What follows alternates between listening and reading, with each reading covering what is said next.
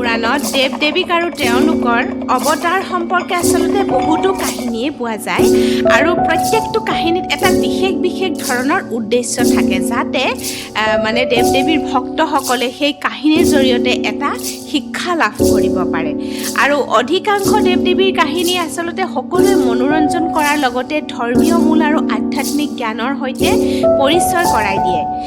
আজি মই এনে এটা অবিশ্বাস্য কাহিনী কম যে শিৱ আৰু শক্তিৰ মিলনৰ কাহিনী আপোনালোকলৈ মই লৈ আহিছোঁ। নমস্কাৰ প্ৰিয় দৰ্শক, প্ৰেৰণা মটিভেশ্যন ইউটিউব চেনেললৈ মই আপোনালোকক সকলোকে মই স্বাগতম জনাইছোঁ। এইটো আচলতে সেই দিনৰ পুৰণি দিনৰ কথা। ভগৱান ব্ৰহ্মাই পৃথিৱীক চলাই নিবৰ বাবে নিজৰ দায়িত্ব দিলে সন্তান দক্ষ প্ৰজাপতিক এই দায়িত্ব দি দিলে। তাৰ পিছতে পৰাশক্তিয়ে দক্ষৰ ঘৰতে মানুহ ৰূপত জন্ম ল'ব বিচাৰিলে আৰু দক্ষৰ কন্যা হিচাপে তেওঁক সতী বুলি নামকৰণ কৰা হয়। পৰিকল্পনা অনুসৰি সতীয়ে কঠোৰ ভক্তিৰ জৰিয়তে শিৱক সন্তুষ্ট কৰিব আৰু শিৱই তেওঁক গ্ৰহণ কৰি বিবাহ কৰিব। শিৱৰ হৃদয় জিকিবৰ উদ্দেশ্যে সতীয়ে নিজৰ পিতৃৰ ৰাজপ্ৰসাদ ত্যাগ কৰিলে, অৰ্থাৎ এৰি পেলাই তেওঁ বনলৈ গুচি গ'ল আৰু বনত গৈ কঠোৰ তপস্যা আৰম্ভ কৰি দিলে। দিনে নিশাই তপস্যা কৰিছে আৰু অতি সীমিত আহাৰ গ্ৰহণ কৰি তেওঁ শিৱৰ আৰাধনাতে তেওঁ লীন হৈ যায়। অৱশেষত শিৱই তেওঁৰ তপস্যা আৰু নিষ্ঠাৰ মহিমা অনুভৱ কৰি তেওঁৰ সন্মুখত প্ৰকাশ পাই সতীক নিজৰ পত্নী হিচাপে গ্ৰহণ কৰিবলৈ সন্মত হ'ল। শিৱ সতীৰ বিবাহত সকলো ঈশ্বৰসকলে হওক দেৱতাসকল উপস্থিত থাকিলেও কিন্তু সতীৰ পিতা দক্ষই এই ঘটনাত একেবাৰে তেওঁ সুখী নাছিল।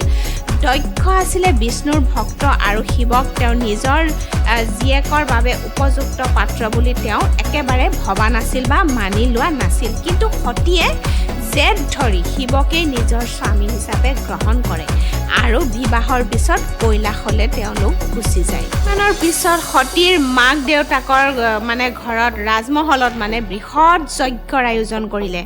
সকলো দেৱতা, ৰজা ৰাণী, ৰাজকুমাৰীসকলক নিমন্ত্ৰণ জনালে, কিন্তু শিৱ আৰু সতীক কেতিয়াও নিমন্ত্ৰণ নকৰিলে।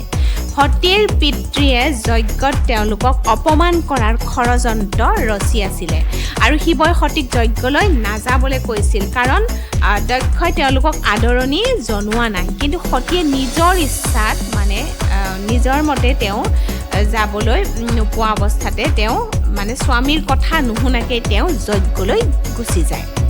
সতীয়ে যেতিয়া যজ্ঞত উপস্থিত হয় তেওঁৰ ওপৰত আৰু শিৱৰ ওপৰত অপমানজনক মন্তব্য কৰিবলৈ লাগি গ'ল আৰু সতীয়ে পিতৃক বুজাই কৈছে যে তেওঁৰ স্বামী শিৱ অত্যন্ত মহান আৰু যোগ্য তেওঁ, কিন্তু দক্ষৰ কথা শুনিবই বিচৰা নাই জীয়েকৰ কথা আৰু সকলোকে অপমান শুনাবলৈ তেওঁ লাগি গৈছে। সতীয়ে এই বাপেকৰ ইমান অপমান সহ্য কৰিব নোৱাৰিলে।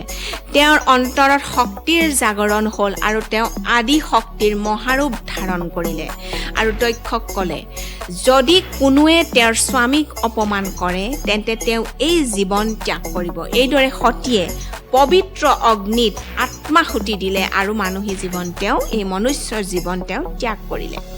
কৈলাশত শিৱই এই কথা জনাৰ মাত্ৰে তেওঁ কঠোৰ ক্ৰোধত জ্বলি উঠিল। তেওঁ ৰুদ্ৰৰূপ ধাৰণ কৰিলে, তাণ্ডৱ নাচিলে আৰু সকলো দিশ ধ্বংসত মগ্ন হৈ গ'ল। তেওঁৰ জটাৰ পৰা জন্ম হ'ল বীৰভদ্ৰ, অত্যন্ত ভয়ংকৰ যোদ্ধা। তাৰ পিছতে জটাৰ পৰা প্ৰকাশ পালে ভদ্ৰকালী, অদম্য দেৱ দেৱীৰ শক্তিৰ ৰূপ, আৰু এই দুয়ো মিলি যজ্ঞস্থান ধ্বংস কৰিবলৈ ওলাই আহে। তেওঁলোকৰ সৈতে আহিলে চামুণ্ডা, ঈশানী, কাত্যায়নী, বৈষ্ণৱী, স্তৰিতা আদি আটাইকেইটা দেৱীৰ উৎপত্তি ঘটে। দক্ষৰ সেনাবাহিনী, ঋষিমুনি আৰু সকলো লোকক পৰাস্ত কৰে আৰু দক্ষৰ সংহাৰ কৰে। পিছত শিৱই দক্ষক বাছি লওঁতে তেওঁ তেওঁৰ মূৰত ছাগলী মূৰ সংযোজন কৰে, কিন্তু শিৱই সতীৰ মৃত্যুত অত্যন্ত দুখী হ'ল। তেওঁ সতীক জ্বলন্ত হৰিৰ কান্ধত লৈ পৃথিৱীৰ সকলো ঠাই ঘূৰি ফুৰালে আৰু পিছত ভগৱান বিষ্ণুৱে সুদৰ্শন চক্ৰৰে সতীৰ দেহৰ যিটো দেহ সেই দেহটো 51টা খণ্ড কৰি দিছিল, চক্ৰই খণ্ড খণ্ড কৰি কাটি পেলাইছিল আৰু সেই খণ্ডবোৰ ভাৰতৰ বেলেগ বেলেগ স্থানত পৰি শক্তিপীঠ হিচাপে পৰিচিত হ'ল। আৰু এই সকলো শক্তিপীঠৰ ৰক্ষা কৰিবলৈ শিৱই ভৈৰৱ ৰূপ ল'লে। বহু বছৰৰ পিছত সতী পুনৰ জন্ম ল'লে আৰু এইবাৰ পাৰ্বতী হিচাপে, হিমৱন্ত আৰু লীলাৱতীৰ জীয়েক ৰূপে। শৈশৱৰ পৰাই পাৰ্বতীয়ে শিৱৰ প্ৰেম আৰু ভক্তিৰে পূজা কৰিছিল আৰু সময় আহিল তেতিয়া তেওঁলোকৰ পুনৰ আকৌ মিলন লাভ কৰে। প্ৰিয় দৰ্শক, শিৱশক্তিৰ এই অপূৰ্ব কাহিনী যদি আপোনালোকৰ ভাল লাগিছে তেতিয়াহ'লে অনুগ্ৰহ কৰি মোৰ এই ভিডিঅ'টোত লাইক, শ্বেয়াৰ, ছাবস্ক্ৰাইব কৰি বেল আইকন দবাই দি যাবলৈ নাপাহৰিব। ধন্যবাদ। জয় আই অসম।